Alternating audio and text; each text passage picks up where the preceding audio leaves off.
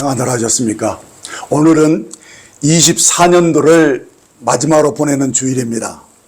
저는 24년을 보내면서 우리가 꼭 기억하고 싶은 말씀이 있다면 어떤 말씀일까를 생각할 때 너는 행복자로다 라는 말씀이 떠올랐습니다.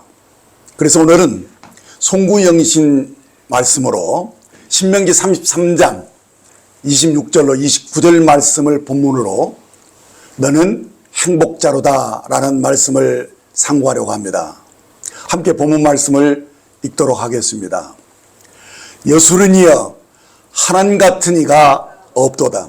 그가 너를 도우시려고 하늘을 타고 궁창에서 위엄을 나타내시는도다. 영원하신 하나님이 내 처소가 되시니 그의 영원하신 팔이 내 아래에 있도다. 그가 내 앞에서 대적을 쫓으시며 멸하리라 하시도다. 이스라엘이 안전히 거하며 야곱 샘은 곡식과 새 포도주의 땅에 홀로 있나니 곧 그의 하늘이 이슬을 내리는 곳에로다. 이스라엘이여 너는 행복자로다. 여호와의 구원을 너같이 얻은 백성이 누구냐? 그는 너를 돕는 방패시요 내 영광의 칼이로다. 내 대적이 내게 복종하리니 내가 그들의 높은 것을 밟으리로다. 아멘.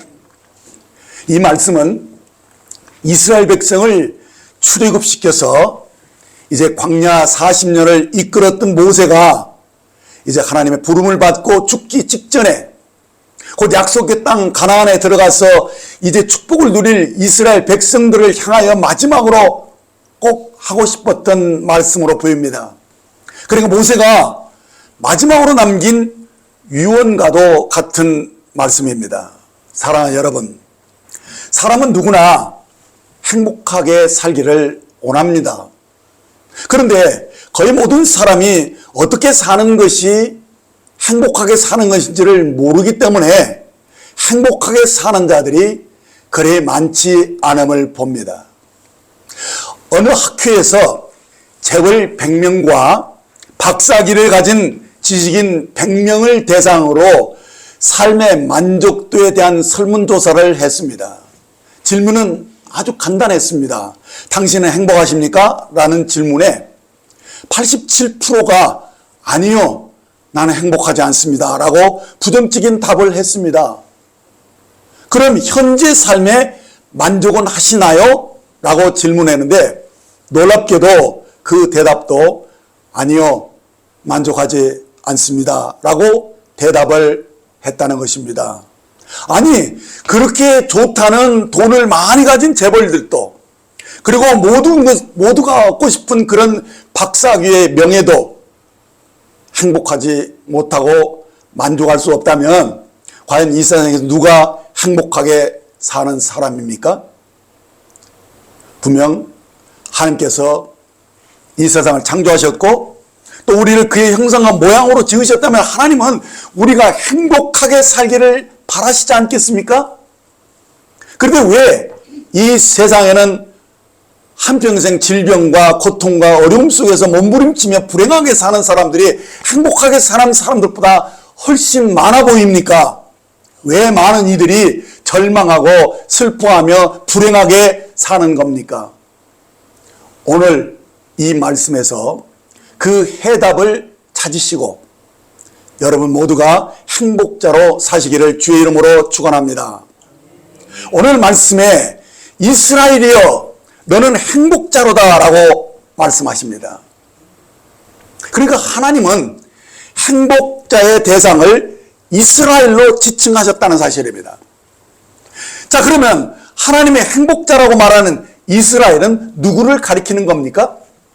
우선 성경에서 종교적으로 역사적으로 볼 때 그들은 야곱의 12아들들로 형성된 이스라엘 민족임을 분명합니다. 그러나 성경에서 말하는 이스라엘의 진정한 의미는 구속사적으로 보아야 합니다. 그래서 구속사적인 차원으로 볼 때 이스라엘의 진정한 의미는 무엇이냐? 성경에서 이스라엘이 칭호가 언제 주어졌는가를 생각해야 합니다.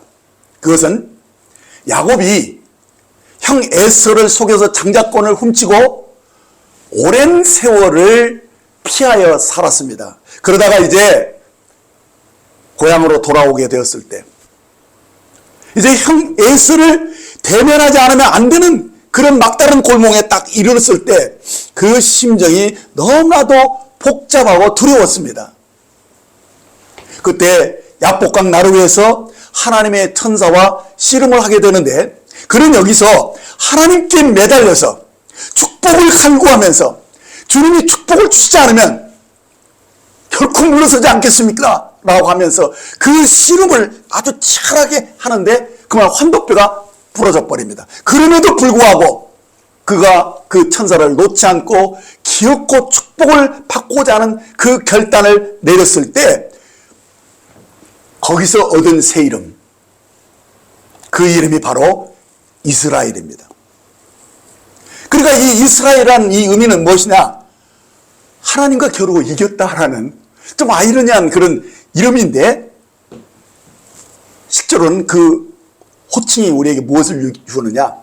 전적으로 하나님께 매달렸다는 얘기입니다.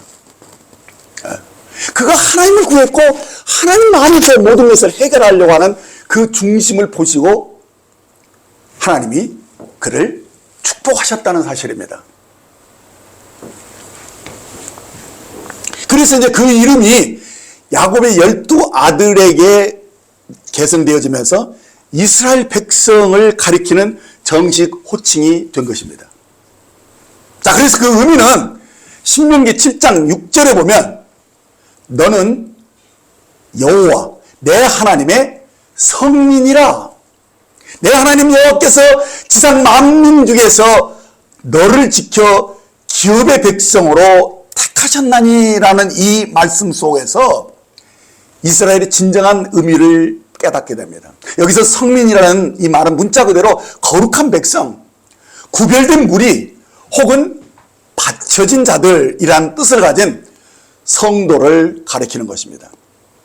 따라서 성도는 하나님께 거룩하게 구별되어서 오직 하나님만을 경외하고 예배하는 그런 자를 성민이라 말씀하는 것입니다.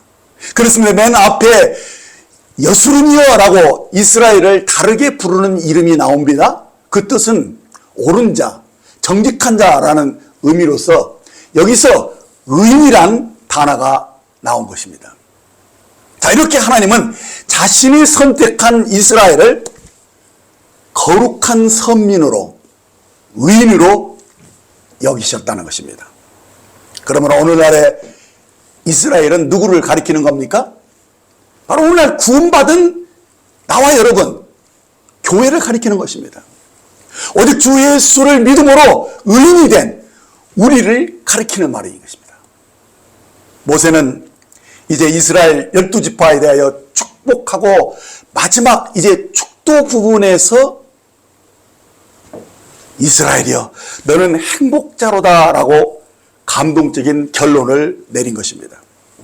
그러니까 행복은 물리적으로나 혹은 생물학적인 것으로 얻어지는 산물이 아니라 오직 하나님이 하신 말씀에서 행복이 주어졌다는 것입니다. 그래서 행복이라는 이 사전적 의미를 보면 심신의 모든 욕구가 충족되어서 부족함이 없는 상태라고 정의를 했는데 이러한 만족은 세상에서나 어디 밖에서 얻는 것이 아니라 하나님 말씀에서 주어졌다는 사실입니다.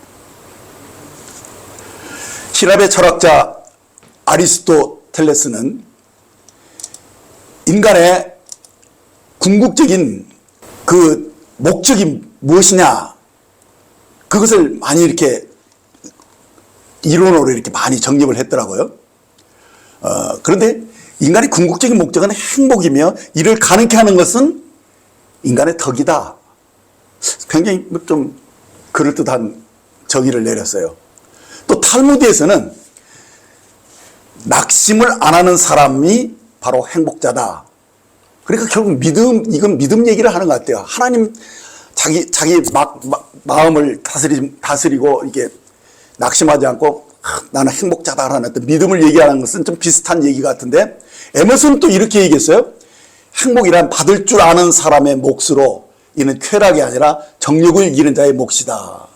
이렇게 굉장히 행복이 무엇인가를 많이 생각을 한 사람들이 그 말을 하고 있지만은 이것이 그렇다라고 이렇게 화답이 되어지지는 않아요. 그런데 하나님은 오늘 행복에 대해서 어떻게 말씀하시는지 보십시오. 이스라엘이여, 너는 행복자로다. 구원을 얻은 너 같은 백성이 누구냐라고 말씀하신 것을 보면 사람의 행복은 하나님과의 관계에서 나오고 특별히 하나님이 그를 택해서 구원했다는 것에서 나오는 것을 볼 수가 있습니다. 그래서 이스라엘이라는 그 이름 자체가 바로 우리에게 행복을 어떻게 얻는 것인지를 보여주는 것입니다. 야곱이 약복강에서 정말 이것저것 정말 얼마나 꾀를 쓰고 이것저것 얼마나 참 어떻게 보면 참 꾀보고 관사하고 아주 그렇지 않습니까? 야곱이 그 삶을 살다가 그게 다 안 되는 걸 안 거예요.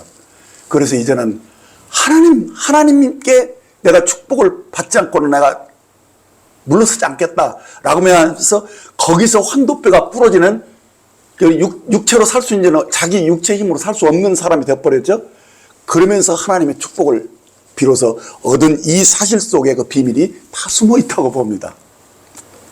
자, 그러므로 오늘 말씀이 우리에게 행복에 대해서 뭐라고 하시는지 여러분들이 캐치를 하십시오. 첫째는 전능하신 하나님이 우리의 도움이 되시기 때문이라는 것입니다. 본문 33절 26절에 보면 여수른이여 하나님 같은 자 없도다. 그가 너를 도우시려고 하늘을 타시고 궁창에서 위험을 나타내시는다라고 말씀합니다. 하나님께서 여수른 곧 의로운 자를 돕기 위해서 하늘을 타시고 궁창에서 위험을 나타내신다라고 표현하신 거예요. 바로 이 표현은 이 창조주 하나님의 높고 위대하신 그 권능을 찬양한 말인 것입니다. 이사야 19장 1절에 보면 여호와께서 빠른 구름을 타고 애굽에 임하시리니 애굽의 우상들이 그 앞에 떨겠고 애굽인의 마음이 그 속에서 노구리로다라고 말씀하셨습니다. 여기서 애굽은 이스라엘을 억압하고 지배했던 그런 세력이지 않습니까? 근데 거기서 우리를 건져내시는 거예요. 그 하나님이죠. 그래서 전능하신 하나님이 이스라엘을 도와주심으로 빠른 구름을 타고 궁창에서 내려오시는 그 전능하신 하나님의 모습을 우리가 연상하게 됩니다. 그렇습니다. 창세기 17장 1절에 아브라함이 99세 때 여호와께서 아브라함에게 나타나서 그에게 이르시되 나는 전능한 하나님이라. 너는 내 앞에서 행하여 완전하라. 이렇게 말씀하신 하나님이 아브라함에게 100세에 이삭을 낳게 하셨던 전능하신 하나님임을 기억하게 됩니다. 그렇습니다. 하나님은 전능하신 분으로 온 우주에 충만하시고 무소부재하신 절대적인 하나님이신데 시편 130편 7절에 보면 내가 주의 신을 떠나 어디로 가며 주 앞에서 어디로 피하리까 라고 하나님의 그 전능하심 앞에 인간이 정말 하나님 그 편만하신 하나님 앞에서 정말 자기를 숨길 수 없는 그 사실을 발견한 것입니다. 그런데 그 하나님이 두렵게 느껴지기보다는 그분이 얼마나 나를 사랑하시고 긍휼히 자비롭고 은혜로우신 분인가를 이 사람은 안 겁니다. 이 시편 기자는. 하나님께서 숨 곳이 없다는 사실을 아는 것이 오히려 감사하고 있는 것입니다. 출애굽기 34장 6절에 보면 여호와께서 그 앞으로 지나시며 반복하시되 여호와로다 여호와로다 자비롭고 은혜롭고 노하기를 더디하고 인자와 진실이 많은 하나님이로다 라고 이 하나님이 전능하신 하나님이지만 그 위대하고 엄연하신 하나님이지만 실제로 의로운 자를 향해서는 참으로 자비롭고 은혜롭고 노하기를 더디하시는 인자하신 하나님인 것을 고백하고 있음을 보게 됩니다. 자, 그래서 고린도서 10장 13절에서 사도 바울은 이렇게 말합니다. 사람의 감당할 시험 밖에는 너에게 당할 것이 없나니 오직 하나님을 믿부사 너희를 감당치 못할 시험 당함을 허락지 않으시고 시험 당할 점에 또한 피할 길을 내사 너희를 등이 감당하게 하시니라 라고. 이 전능하신 하나님인데, 그런데 실제로 믿부신 하나님이고 아주 자상하시고 인자하신 하나님이기 때문에 그 하나님이 우리의 모든 것을 다 아시고 고난을 당할 때도 우리가 감당할 수 있는 것만 다 골라서 이렇게 주시는 거예요, 사실은. 그렇게 하면서 그 하나님의 그 전능하신 하나님이 우리를 얼마나 아끼시고 사랑하시는지 어떤 걸 표현할 수가 없는데, 욥기 11장 7절에 보면 너가 하나님의 오묘를 어찌 능히 측량하며 전능자를 어찌 능히 온전히 알겠느냐라고 표현을 한 거예요. 그렇죠? 그 전능하신 천지를 창조한 하나님이 나를 생각하시고 나를 도우시려고 이렇게 내 가까이, 아니 나를 위해서 심지어는 주님이 사람이 되시고 죽으셨잖아요. 이 모든 것을 묵상할 때 정말 이런 하나님이 나를 도우시려고 나를 사랑하셔서 이렇게 오셨다는 이 사실이 너무 놀랍습니다. 그분은 사실 불멸의 하나님이십니다. 그런데도 불구하고 우리와 똑같은 사람이 되셔서 그가 죽으시고 다시 부활하셔서 우리에게 그 불멸의 생명을 주셨습니다. 디모데후서 1장 17절에 보면 만세의 왕 곧 썩지 아니하고 보이지 아니하는 홀로 하나이신 하나님께 존귀와 영광이 세세토록 있을지어다라고 고백하게 됩니다. 자, 이렇게 오묘하신 하나님,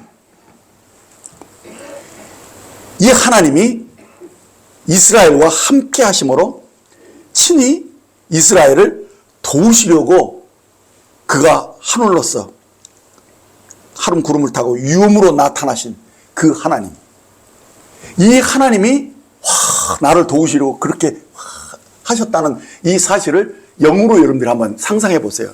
얼마나 든든하고 너무나도 마음이 막 푸듯하지 않습니까? 그게 바로 행복이에요. 네. 정말 얼마나 든든하고 행복합니까? 그러니까 우리는 하나님께서 내 편이 되시다는 거야, 내 편이. 네. 그러니까 이것을 생각할 때, 너무 마음에 막 감동이 일어나면 행복하다는 거예요. 그래서 행복하다는 거예요. 그렇습니다. 우리는 하나님께서 내 이름을 불러주신 것만으로도 행복한 겁니다. 왜냐하면 하나님의 부르심 속에는 온갖 좋은 것이 다 있기 때문입니다. 하나님이 우리를 도우신다. 하나님이 나를 부르셨다. 그분이 나에게 엄청난 것을 주셨어요. 그 아들을 주셨잖아요. 천지에 있는 그 모든 것을 다 주신 거나 마찬가지잖아요. 네.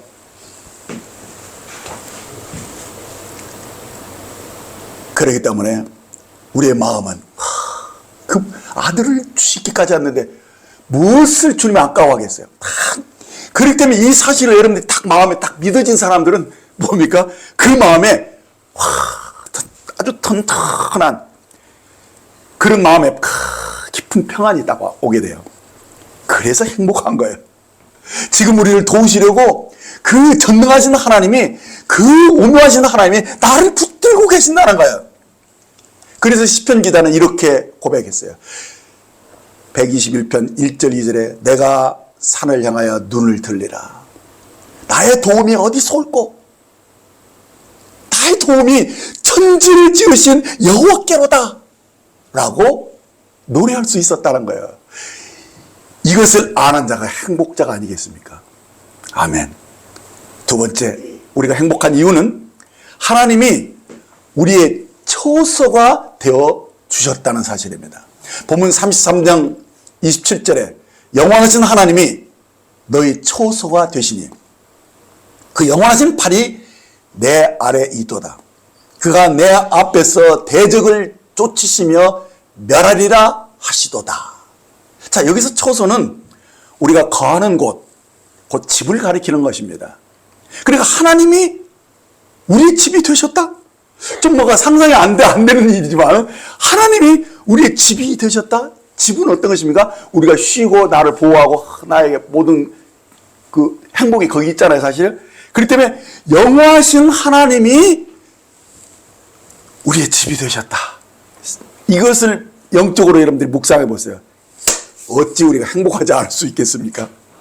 시편 84편 10절에 주의 궁전에서 한 날이 다른 것으로 첫날보다 나은즉 악인의 장막에 가는 것보다 내 하나님 문지기로 있는 것이 좋사오니라고 말씀했는데, 우리가 하나님이 우리 집이 되셨다니 이 얼마나 놀라운 말씀입니까? 그렇습니다. 이스라엘인 우리는 하나님 아버지로부터 출생한 자들입니다. 그래서 하나님의 품속에서 우리는 자라고 있고 그 품속에서 영원히 사는 것입니다. 하나님 아버지의 품, 얼마나 든든한 품입니까?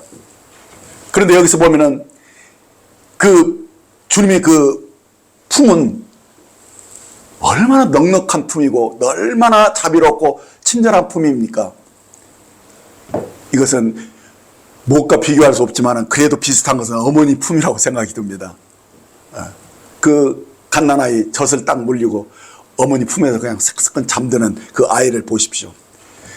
그 아이에게는 어떤 불안함과 염려나 근심이 없이 어머니 품속에서 그냥 새끈새끈 잠을 자는,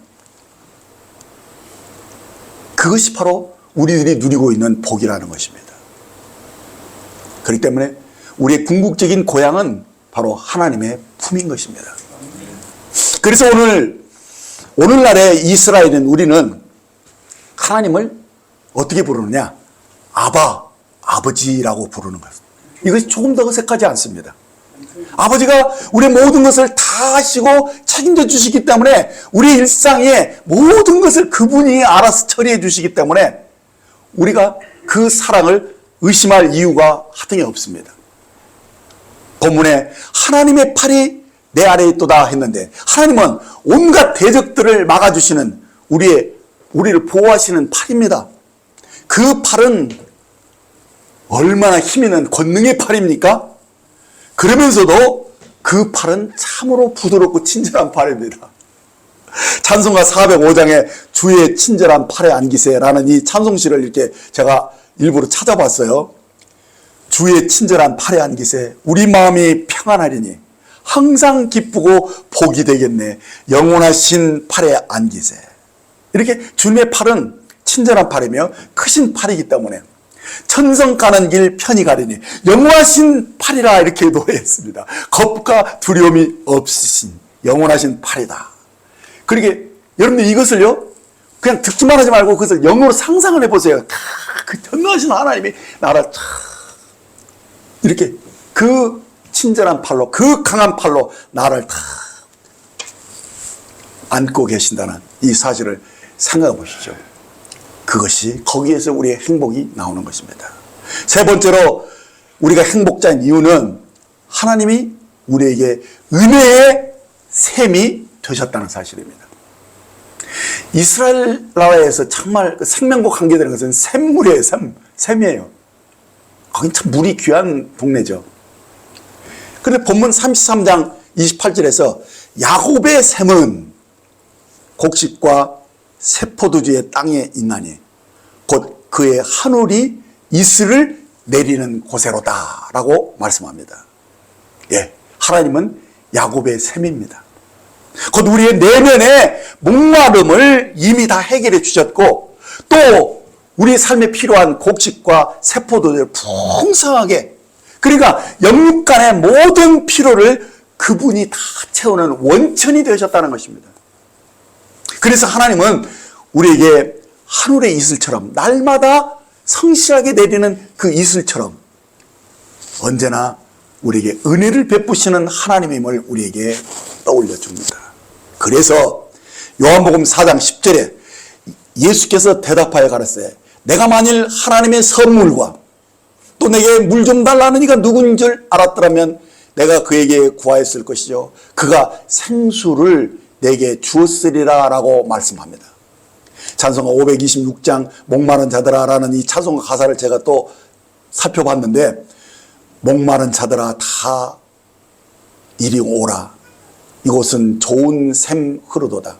힘쓰고 애씀이 없을지라도 이 샘에 오면 다 마시리라 라고 이 가사 속에서 주님의 은혜가 이 샘물처럼 언제나 누구에게 오면 그 목마름을 해결해 줄 수 있는 그 샘이 바로 우리 주님이 아니겠습니까? 이 샘에 솟는 물은 강같이 흘러서 온 천하 만민을 통하여 빈부나 귀천을 가리지 않는다라고 말씀했습니다. 이 샘물을 마시는 자는 다시 목마르지 않는다라고 말씀한 것입니다. 이 샘의 근원은 어린 양의 보좌가 그 근원이 되어 생명수 샘이 늘 그치지 않도다라고 찬송가 가사에 제가 큰 은혜가 되었습니다. 요한복음 4장 14절에 보면 내가 주는 물을 먹는 자는 영원히 목마르지 아니하리니 나의 주는 물은 그 속에서 영생하도록 솟아나는 샘물이 되리라 하신 것입니다. 자, 이처럼 예수 그리스도는 우리가 마실 샘의 근원입니다. 그가 영원히 목마르지 않는 영생의 샘이 되십니다. 그래서 우리에게 영원한 만족이 있다는 것입니다. 예. 이제 마지막 네 번째로 우리가 행복한 이유는 하나님은 우리를 이미 승리자로 만드셨기 때문입니다. 본문 33장 29절에 이스라엘이여 너는 행복자로다. 여호와의 구원을 너같이 얻은 백성이 누구냐? 그는 너를 돕는 방패시요 너의 영광의 칼이시로다. 내 대적이 내게 복종하리니 내가 그들이 높은 것을 밟으리라. 와, 이것은 주님의 선포예요, 그냥. 예. 여기서 행복자라는 이 히브리 아슈레는 어떤 행복이냐면 충만한 행복, 완전한 행복이라는 의미를 가지고 있어요. 그러니까 이 본문을 좀 더 적극적으로 번역을 한다면 너는 말할 수도 없이 행복한 자다 이런 뜻이에요. 어떻게 더 이상 표현을 할 수 없는 그런 진짜 막 최극의 극상의 행복자라는 거예요. 이거. 우리가 이걸 모르고 살았다면 그렇죠? 여러분 우리가 왜 이렇게 가슴 벅찬 행복자가 된 것입니까? 그건 이미 우리가 승리자가 되었기 때문입니다. 우리의 싸움은 하나님이 먼저 이미 다 이겨놓은 싸움 위에 있는 것입니다. 그래서 주를 믿고 나아가는 우리 모두는 결코 이 싸움에서 실패할 수 없다는 사실이에요. 다 이겨놓은 싸움을 싸우는 거니까요. 우리 주님이 그 모든 싸움을 다 이기셨기 때문에, 부활하셨기 때문에, 그 생명이 우리에게 은혜로 주어졌기 때문에 이미 우리는 그 생명을 가진 자로서 이기는 자로 태어났다는 거예요. 이기는 자로. 우리가 거듭났다는 것은 나는 이미 이제 승리자로 보장된 이기는 자로 태어났다는 사실이에요. 그래서 우리에게 이미 궁극적인 승리가 이미 선포돼 버린 거예요. 이건 복음입니다. 그렇죠? 그래서 우리를 구원하실 때 어떻게 구원합니까? 사망에서 생명으로 옮기셨다 이렇게 말해버립니다. 네. 이건 영적인 이 비밀이에요. 그렇기 때문에 우리 스스로 가소평가할 수 없어요. 우리는 정말 특별한 은혜를 입은 거예요. 사망에서 생명으로 이미 옮겨져서 이미 주님의 승리를 딱 입고 보장된 상태에서 우리가 태어났다는 거예요. 네. 그래서 우리의 구원은 영원한 구원이고 또 우리의 구원은 완전한 구원이라는 것입니다. 그렇습니다. 오늘 말씀에 이스라엘이여 너는 행복자로다 라고 한 것은 하나님이 우리의 도움이 되시려고 하늘에서 그 전능자가 내려오셔서 어떻게 하셨습니까? 우리의 처소가 되셨다는 거예요. 이 표현, 이것으로 하는 거예요, 사실은. 그렇죠? 주 예수님이 우리 안에 생명으로 오셔버린 거예요. 그래서 어떻게 됐습니까? 영원히 목마르지 아니하는 샘물이 되어주신 거예요, 그냥. 네. 그래서 우리 안에 성령이 계시기 때문에 샘솟는 생명이 우리 속에 이미 있어버린 거예요. 그렇기 때문에 이 생명과 성령으로 사는 사람들은요, 어떠한 형편에서도 다 이기는 자가 된다는 거예요. 네. 내가 다, 어떤 형편에서 다 이길 수 있는 그런 생명을 가졌다라고 믿는 사람들은요, 실제로 그 승리의 삶을 살아요. 누가 그랬어요? 권투 선수들이 딱 먼저 딱 째려보는데 그때 이미 판결이 나와버린대요. 그게 무슨 말입니까? 안 가르쳐줘요? 그렇죠? 딱 한때 벌써 이기는 자가 있다는 거예요. 예. 네. 그거예요. 바로 믿음이거든요. 믿음. 우리가 이미 정말 온전한 이 구원을 받고 나는 이 엄청난 하나님의 생명이 내 안에 있다. 이렇기 때문에 내가 누구를 해도 무엇을 해도 나는 질 수 없는 사람이다. 딱 이기는 자라기 때문에 아무리 전세가 막 어려워도 나는 그래도 이길 거야. 분명히 이길 거야. 아무리 두들겨 맞아도 나는 이길 거야. 그래서 끝까지 버티면 나중에 힘세고 막 힘쓰는데 나를 막 해도 지가 지쳐서 떨어져요. 그게 믿음의 힘인 거예요. 그래서 이길 사람은 딱 처음부터 딱 온 거예요. 그러니까 기가 딱 꺾이고 믿음이 없어져 버렸잖아요. 그러면 깨갱해 버리면 지는 거예요, 그 사람은. 그렇기 때문에 우리들이 내가 행복자다. 나는 행복자야. 왜? 나는 이스라엘이잖아. 하나님이 나와 함께 하시잖아. 나는 새로운 피조물이야. 이런 어떤 믿음이 내 속에 딱 들어와 버리잖아요. 그러면 그 사람은 게임이 끝나는 거예요. 그래서 그 사람만이 최후의 승자가 될 수 있는 거예요. 그 내가 최후의 승자라는 사실을 믿는 이 사람이 행복자인 것이에요. 이렇게 하나님의 선택을 받은 성도가 되었다. 내가 의롭고 거룩한 존재가 되었다. 그래서 하나님이 나와 함께 하시는데 내가 어떻게 낙심할 수가 있겠어요? 내가 어떻게 주저앉을 수 있겠어요? 나는 7번 넘어져도 8번째 일어나는 사람이야. 그렇기 때문에 그 어떤 속에서도 자기를 불행하다고 생각하지 않아요.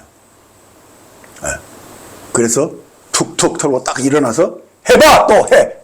다시 해! 딱 이런 기백이 있기 때문에 그 사람이 최후의 승자가 되는 거예요. 그래서 인간의 승리는 밖에 있지 않아요. 안에 있는 거예요. 하나님께 있는 거예요. 나와 한 생명으로 연합하여 계신 그분, 바로 신앙 안에 참다운 승리가 있고 행복이 있는 줄 믿습니다. 그러므로 이 세상의 재물이나 명예나 부귀나 지식이나 그 어떤 것도 신앙 밖에서는 궁극적으로 행복을 보장할 수가 없다는 것입니다. 그리스도의 행복의 무대는 주님의 몸된 교회입니다. 따라서 교회를 떠나서 신앙을 떠나서 행복은 없다는 사실을 여러분들 분명히 하셔야 됩니다. 세상에서 얻은 행복은요, 잠시 있다가 다 사라지는 허상에 불과한 것입니다. 우리의 행복은 하나님의 말씀에 있습니다. 하나님이 우리에게 누리도록 허락하신 은혜에 있는 거예요. 그게 영원한 행복이에요. 그러므로 하나님의 말씀을 따라서 순종함으로 주님 몸된 교회를 섬기는 것, 이것이 진정한 행복이고, 여기서 우리들은 모든 것을 이루는 거예요. 이게 바로 인생의 사는 길에서 이것이 바로 최선의 길이고 최고의 행복의 길인 것을 믿습니다. 시편 4편 7절 8절에서 주께서 내 마음에 두신 기쁨은 그들의 곡식과 새 포도주가 풍성할 때보다 더하나니 내가 평안히 눕고 자기도 하리니 나를 안전하게 하시게 하시는 이는 오직 여호와시로다. 여러분도 이 고백을 하실 수 있는 줄 믿습니다. 그렇습니다. 이 기쁨은 날로 더해가는 기쁨이고 이 평안은 날로 깊어지는 오직 주님 안에서만 누릴 수 있는 행복인 것입니다. 이것을 아셔야 합니다. 믿는 자의 시작은 미약해 보일 수 있습니다. 그러나 그 나중은 창대하다는 것입니다. 그렇습니다. 눈에 보이는 우리의 행복 지수가 처음에는 미약할 수 있습니다. 그러나 주님 안에 있을 때 우리의 눈에 보이는 행복까지도 넘치는 은혜를 경험하게 되고 우리는 이 승리와 은혜를 계속 누리고 더해가면서 우리는 어느덧 진정한 견고한 반석 위에 있는 정말 하나님의 그 기름 부으심의 의뢰 안에 있는 그 사람인 것을 분명히 확인할 수 있습니다. 비교할 수 없는 그런 풍성함이 나와 함께 한다는 사실을 나도 알고 다른 사람도 아는 그 은혜를 입게 될 것입니다. 너는 행복자로다. 너같이 구원을 얻은 자가 누구냐? 하시는 이 하나님의 말씀. 오늘 이 시간에도 우리가 우리 자손들에게 유효하게 역사하시는 하나님의 말씀입니다. 그렇습니다. 하나님께서 우리를 먼저 사랑하셔서 자기 백성을 삼으시려고 우리를 의롭다 하시고 성도라 불러주신 하나님. 이 하나님이 우리를 특별한 사랑으로 우리를 부르시고 함께 하시기 때문에 우리가 진정 행복자가 아니겠습니까? 우리는 예수 그리스도를 구주로 영접한 하나님의 자녀입니다. 이제 하나님이 우리의 아버지가 되셨으니 이제 우리의 모든 짐을 다 그분께 다 내려놓고 쉬시고 행복하시기 바랍니다. 수고하고 무거운 짐진 자들아 다 내게로 오라. 내가 너희를 쉬게 하리라 하셨습니다. 우리를 구원해 주셨을 뿐 아니라 우리의 모든 우리가 져야 할 부담스러운 짐들도 다 내려놓게 하셨습니다. 우리는 행복자들입니다. 결론을 맺겠습니다. 자기 자신을 행복한 사람으로 알고 믿는 사람들의 특징이 있다는 것입니다. 아까도 그랬죠. 이 행복은 그렇게 알고 믿는 사람에게 주어지는 거예요. 그렇죠? 근데 그 사람의 특징은 뭐냐면 하면 언제나 평안하다는 거예요. 아무도 빼앗을 수 없는 뭔가 튼튼함이 있어요. 그렇죠? 그래서 언제나 그 입가에 미소가 있다는 것입니다.